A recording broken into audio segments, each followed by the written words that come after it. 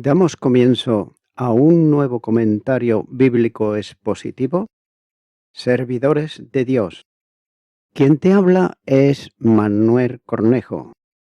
En esta ocasión estaré compartiendo en el Evangelio de Mateo.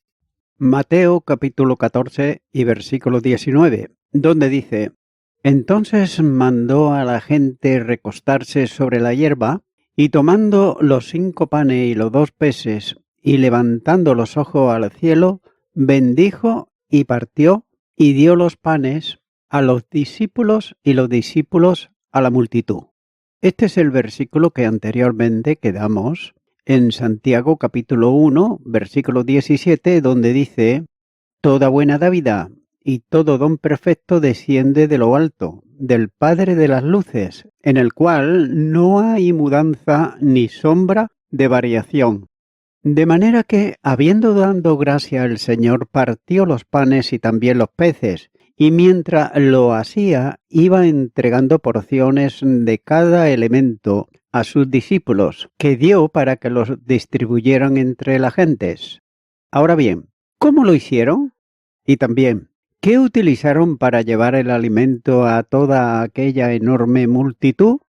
Tengas en cuenta que era costumbre habitual entre las gentes en Israel en tiempo de Jesús llevar consigo un pequeño canasto de fibras vegetales para recoger lo necesario y transportarlo así mejor. Podría compararse con el habitual bolso femenino de nuestros días. Pero esto no importa tanto, ya que lo importante es que se hizo. Y también, ¿se produjo el milagro mientras los discípulos llevaban los fragmentos que recibían de los 5 panes y los 2 peces? Y también, ¿se multiplicaba el alimento cuando las gentes lo recibían? Estas son preguntas sin respuesta bíblica, ya que el hecho importante es que el Señor estaba multiplicando 5 pequeñas galletas de cebada y 2 peces, para de esta manera alimentar a una enorme multitud.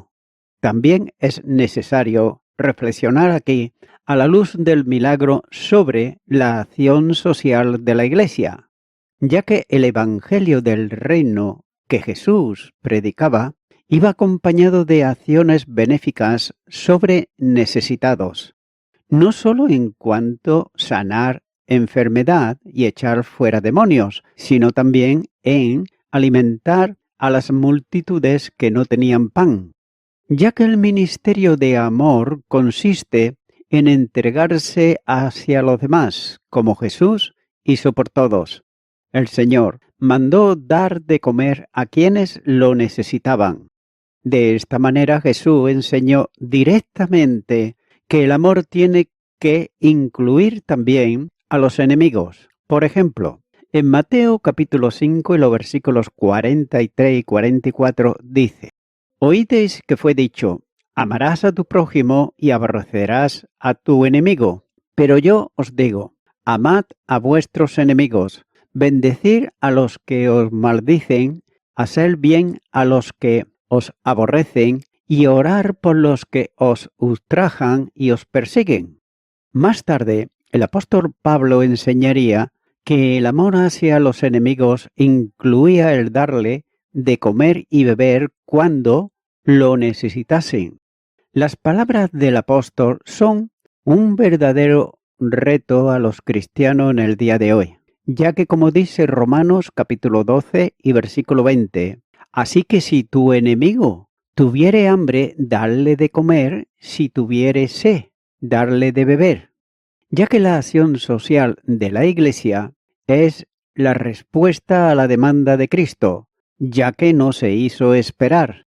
En los primeros días del cristianismo, el amor se manifestaba en desinterés, ya que ninguno afirmaba ser suyo aquello que poseía, y vendían también sus propiedades para repartir según la necesidad de cada uno, de modo que no hubiese necesitados entre ellos. Hechos de los Apóstoles, capítulo 2 y versículo 45, dice: Y vendían sus propiedades y sus bienes, y lo repartían a todos según la necesidad de cada uno. En un escrito, Justino manifiesta cuando dice: nosotros que antes estimábamos por sobre todo la adquisición de riquezas y posiciones, traemos ahora todo lo que tenemos y lo entregamos a un fondo común para distribuirlo entre todos, conforme a la necesidad de cada uno. Nosotros que no odiábamos y combatíamos unos a otros y que, debido a nuestras distintas formas de vida, no queríamos vivir con gente de otra clase. Ahora, desde la venida de Cristo, vivimos dichosos con todos ellos. Oramos en favor de nuestros enemigos y nos esforzamos por persuadir a aquellos que nos odian injustamente para que vivan conforme a los buenos preceptos de Cristo, de tal manera que puedan llegar a ser partícipes juntamente con nosotros de la misma gozosa esperanza de la recompensa de Dios que nos gobierna a todos. Es evidente por la lectura de las epístolas que había un marcado interés por ayudar a los necesitados.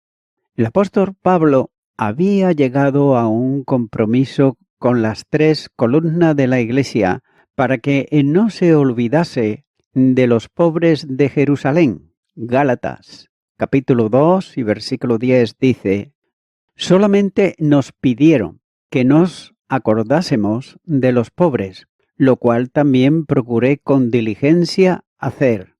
La ofrenda que recogió en las iglesias de Asia Menor para el tiempo de hambre en Jerusalén es una prueba de ello. No se puede predicar un mensaje de amor sin que se manifieste ese amor derramado por el Espíritu Santo en cada cristiano. Romanos capítulo 5 y versículo 5 dice: y la esperanza no avergüenza, porque el amor de Dios ha sido derramado en nuestros corazones por el Espíritu Santo que nos fue dado. Ya que la manifestación de amor no es expresar un deseo de bendición, sino dar al que no tiene, compartiendo con él lo que Dios ha hecho llegar a cada uno. Santiago, capítulo 2 y los versículos 15 y 16 dice: y si un hermano o una hermana está desnudo y tiene necesidad de mantenimiento de cada día, y alguno de vosotros les dice: id en paz, calentaos y saciaos, pero no les dais las cosas que son necesarias para el cuerpo, ¿de qué aprovecha? El amor de Dios debiera conducir a cada cristiano a la determinación de poner su vida por sus hermanos, si eso fuese necesario. La primera epístola de Juan, capítulo 3, versículo 16, dice: en esto hemos conocido el amor, en que Él puso su vida por nosotros. También nosotros debemos poner nuestras vidas por los hermanos. Juan, a quien se llama el discípulo del amor, escribe sobre la manifestación real del amor en la comunión con el necesitado. La primera epístola de Juan, capítulo 3, versículo 17, dice: pero el que tiene bienes de este mundo y ve a su hermano tener necesidad y cierra contra él su corazón, ¿cómo mora el amor de Dios en él? Por tanto, la conclusión sería bien sencilla. Hijitos míos, no amemos de palabra ni de lengua, sino de hecho y en verdad. Primera epístola de Juan, capítulo 3, versículo 18. Ya que cientos de toneladas de comida, menaje de hogar, en perfecto funcionamiento, ropas en buen estado y otra multitud de cosas son arrojadas a la basura cada día en las ciudades del llamado primer mundo, mientras que cientos de miles de personas mueren de hambre en el resto del mundo. La civilización cristiana ha perdido el rumbo del cristianismo y se ha embarcado en un marcado contraste, testimonio por la práctica del egoísmo, consumista en sustitución, por otro lado, del amor. Los cristianos del mundo rico y poderoso se han olvidado de que Jesús se hizo pobre siendo rico para que nosotros con su pobreza fuésemos enriquecidos. Segunda epístola a los Corintios, capítulo 8 y versículo 9. Pero también debe de observarse en la enseñanza del pasaje de Jesús, no practicó solo la ayuda social, sino que predicó el Evangelio y enseñó a las gentes. Las acciones benéficas de Jesús ocurrían muchas veces en la sinagoga a donde había estado enseñando, o aquí, en el pasaje después de haber dedicado tiempo a la enseñanza cuando ya caía el día. La Iglesia no debe de olvidar que su misión es predicar el Evangelio, que salva al hombre para la eternidad, sin dejar por otro lado, por supuesto, demostrar el amor en forma práctica mediante la caridad. Las dos cosas no deben de separarse porque son una misma manifestación de amor.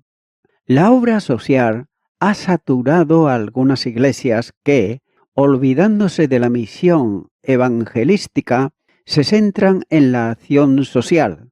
Ni esto, sin la palabra, es bueno, no la frialdad del mensaje sin la ayuda eficaz. Continuará con el versículo 20, donde dice: Y comieron todos y se saciaron y recogieron lo que sobró de los pedazos, 12 cestas llenas. Nótese que ninguno quedó sin el alimento que necesitaban. Pudieron comer todos hasta quedar satisfechos. Todos, los hombres, las mujeres y los niños, comieron cuanto quisieron hasta satisfacer toda el hambre que pudieran tener. También es posible que algunos de entre la multitud fuesen pobres y no comieran lo suficiente cada día. Eso también, en esta ocasión, ellos se saciaron toda su necesidad. El verbo que utiliza Mateo se usa también para referirse al engorde de los animales, adquiriendo entonces el sentido de comer bastante, quedar completamente saciados. Había bastante para todos, por tanto todos comieron. Había bastante para cada uno, por tanto todos quedaron satisfechos. El milagro es una realidad incuestionable. 5 panes y 2 peces fueron bastantes para toda una multitud, ya que la omnipotencia del Señor, el Hijo de Dios, manifestado en carne, es evidente. Nadie, sino Dios mismo, era capaz de una obra semejante. Pero también impresiona en el relato evangelístico cómo Jesús pasa de lo natural a lo sobrenatural, y de esto, otra vez, a lo natural en un momento, ya que lo sobrenatural y lo natural convergen en la misma persona de quien es Dios hombre, Emmanuel. En ningún momento puede separarse las dos naturalezas subsistentes en la persona divina del Hijo de Dios. Jesús, por tanto, es siempre verdadero Dios y verdadero hombre. El milagro no hizo provisión suficiente, sino más que suficiente. Las gentes comieron cuanto desearon hasta quedar satisfechas, pero allí en el campo quedaban restos de la comida. No se trataba de migajas que quedaban entre la hierba y que servían para el alimento de las aves, de quienes también Dios cuida, sino de pedazos de pan y pescado, distribuidos para alimentar las gentes. Lo que Dios da no debe ser derrochado. Hacerlo sería, por otro lado, pecaminoso. La comida sobrante debía de ser recogida para aprovecharla más tarde, ya que los mismos apóstoles y el Señor habían estado ocupados en la distribución y no habían comido ellos. Toda la comida sobrante Los fragmentos, los pedazos que quedaron en el campo se recogieron en 12 cestas que se llenaron completamente. La palabra que usa Mateo para referirse a cestas se usaba para canastos de mayor capacidad que una cesta de mano, pero tampoco eran de una gran capacidad. Los judíos, cuando viajaban, ellos solían llevar este tipo de cestas para almacenar suficiente comida, de modo que no se contaminasen con la comida de los gentiles. Y es que por esa causa no es difícil entender cómo había allí 12 cestas. Además, hubiera sido muy posible que la hubiese en la barca que había traído el Señor y los 12 desde el otro lado del lago. De manera que la recogida de los pedazos obedecía a un mandamiento del Señor, como describe Juan. Y cuando se hubieron saciado, dijo a sus discípulos: recoger los pedazos que sobraron, para que no se pierda nada. Juan capítulo 6, versículo 12.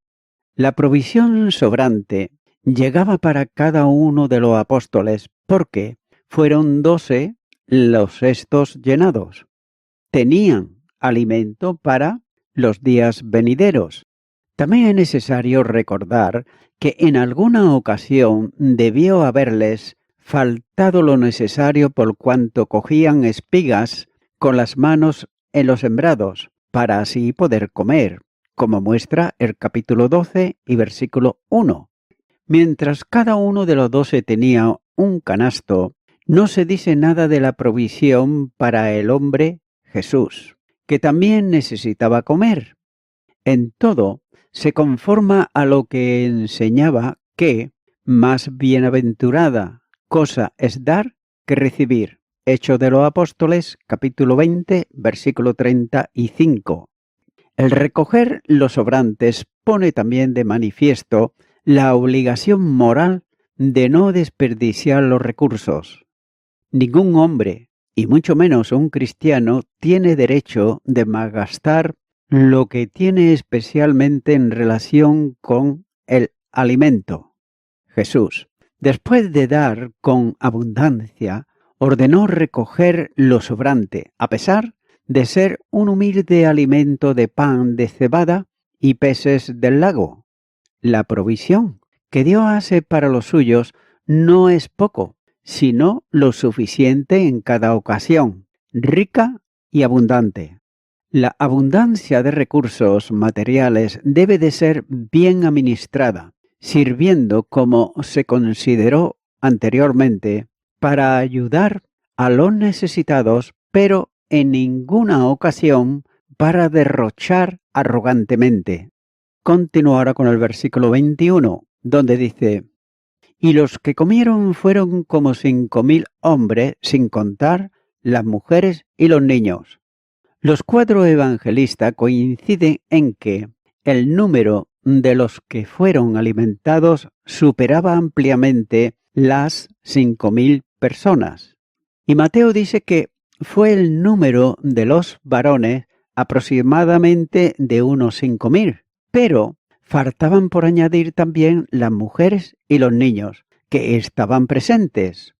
Algunos consideran una exageración la cifra, pero no sería fácil hacer circular un relato como verídico cuando se escribieron los evangelios, en medio de la oposición que despertaba el cristianismo, especialmente en el entorno judío.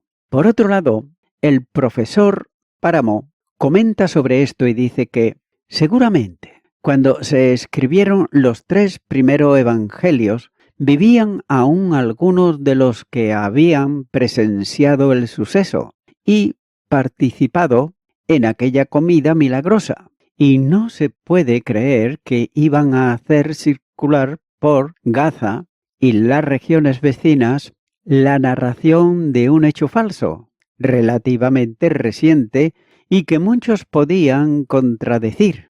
Ahora bien, ¿por qué en el recuento se tuvieron en cuenta solamente los varones?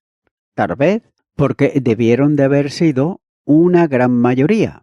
Note que posiblemente las mujeres, por otro lado, quedaron en sus casas con los quehaceres propios de ellas en aquellos días. Contar las personas debió de haber resultado bastante fácil, porque Jesús le había mandado recostar en grupos de 50 y de 100. No hay otro sentido para mencionar el número y la forma como fueron alimentados que manifestar el milagro de Jesús como una acción sobrenatural y sobrehumana. Note que esto sirve a Mateo como una de las muchas pruebas para afirmar que Jesús era el Mesías esperado, Dios manifestado en carne. Y un punto más sobre el peligro de alegorizar. La Escritura se expresa en un interesante párrafo de Broadus, que se transcribe como cierre de este párrafo del Evangelio según San Mateo, ya que Orígenes, seguido por Jerónimo y muchos padres, alegoriza de la manera más extravagante el pan, el andar sobre el mar, etc. Y así, por ejemplo, Jerónimo dice que el muchacho con 5 panes y 2 peces significa Moisés con sus 5 libros y 2 tablas de la ley. Y por otro lado, Orígenes dice que el recostarse de ciento en ciento denota la consagración a la unidad divina, siendo el ciento un número sagrado, y recostarse de 50 denota la remisión de pecado, por una alusión mística al jubileo y el Pentecostés. Pero nótese que semejantes tonterías emitidas por hombres extraordinariamente dotados deben de ser una amonestación contra los peligros de alegorizar. Y voy resumiendo estos versículos que acabo de compartir, y podemos notar que este milagro constituye una lección espiritual para los discípulos de cada generación. La muchedumbre hambrienta está siempre presente. Hay siempre un pequeño grupo de discípulos con unos recursos aparentemente lastimosos, y el compasivo Salvador está siempre ahí. Cuando los discípulos están dispuestos a darle toda su pequeñez, Él la multiplica para alimentar a miles. La notable diferencia es que los 5.000 hombres que fueron alimentados en Galilea quedaron satisfechos por solo un breve espacio de tiempo. Y nótese que los que en la actualidad se alimentan de Cristo viviente quedan satisfechos para siempre, como señala el Evangelio de Juan, capítulo 6, versículo 35. Amigo y amiga oyente, Jesús, en el día de hoy, puede satisfacer el hambre espiritual de tu alma, ya que por medio de tu fe, creyendo en su obra redentora que llevó a cabo en la cruz del Calvario, Él puede y quiere reconciliarte con Dios. De tu parte está el poder reconciliarte con Dios. De tu parte está creer por fe en la palabra de Dios y abrirle tu corazón al Señor Jesucristo. Te invito, pues, a que hagas una oración de fe.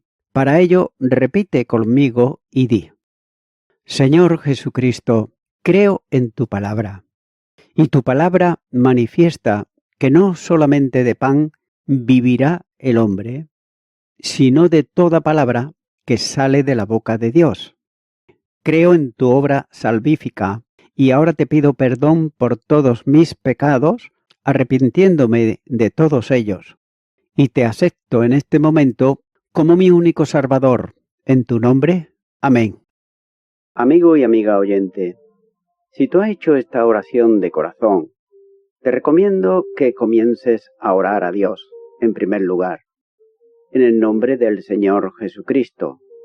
Orar a Dios no es rezar, sino que es hablar con una persona. También te recomiendo que leas la palabra de Dios y lo hagas a diario.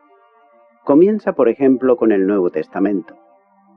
Y también, por último, te recomiendo que para que puedas crecer espiritualmente, te congregues en una iglesia cristiano-evangélica, donde se predique, se enseñe y se practique la sana doctrina y la palabra de Dios. Congrégate ahí y con el tiempo podrás crecer espiritualmente y también servir al Señor Jesucristo. Que Dios te bendiga. Y a toda la audiencia, nuevamente ya me estoy despidiendo de todos ustedes y será hasta el próximo programa. Que Dios os bendiga a todos.